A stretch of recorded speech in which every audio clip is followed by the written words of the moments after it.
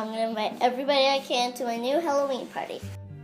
I'm not gonna lie, the anger that I feel towards the person who caused this accident to my daughter, it resurfaces. And when it does, it really hurts. It really tears me apart inside. What helps me get through those difficult times is to look deeper inside who I am and to be able to forgive and to let go and to move forward. A young girl is fighting for her life in hospital tonight after being struck by an SUV in a marked crosswalk in Saanich. The grade 6 student was on her way to school this morning when she was hit. April Lawrence joins us now live from the scene with the very latest. April?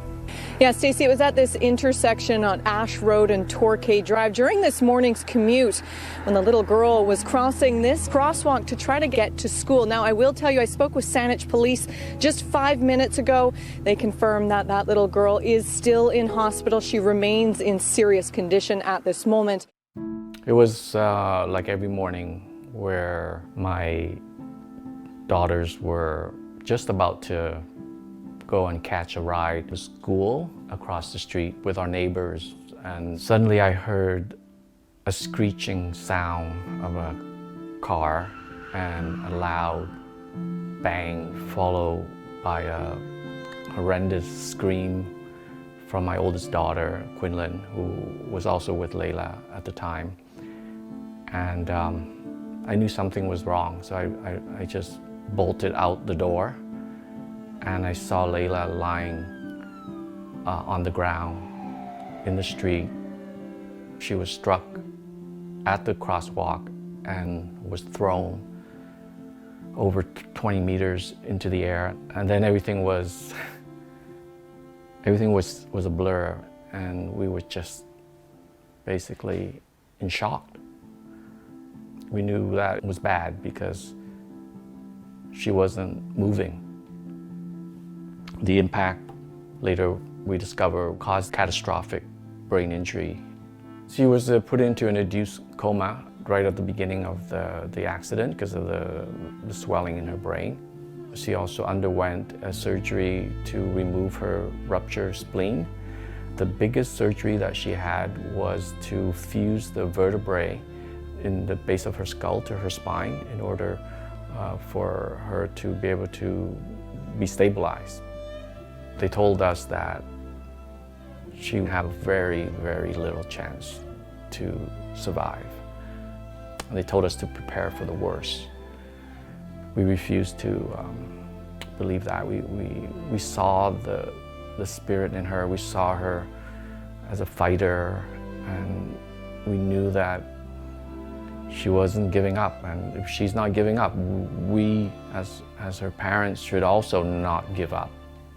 After that, she was in a non-responsive state after she came out of the surgery.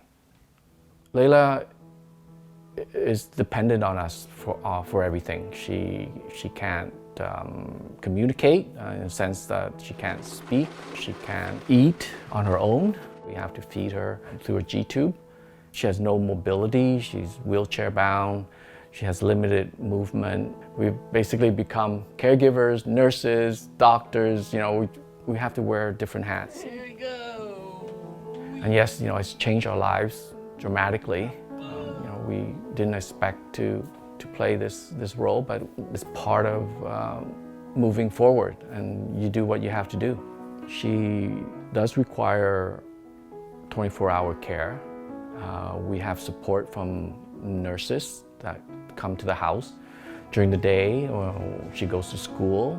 Other than that, we try to involve her in everyday activities with the family, and we go on family vacations. You know, we take her out to the beach, and we take her on a bike ride, and she seems to love the feeling of the wind in her face, and we can see her smiling, we can see her laugh.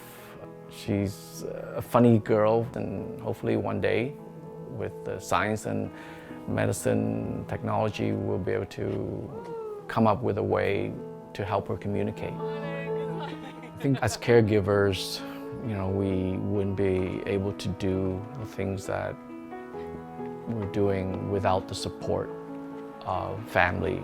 The overwhelming responses from the community at large was what kept us going throughout those years.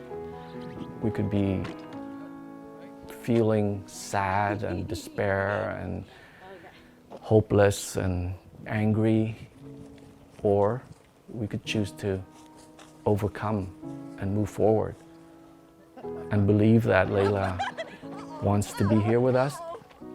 And that's what got us through all these years, knowing that every day that Leila is with us is a blessing, and we should enjoy every moment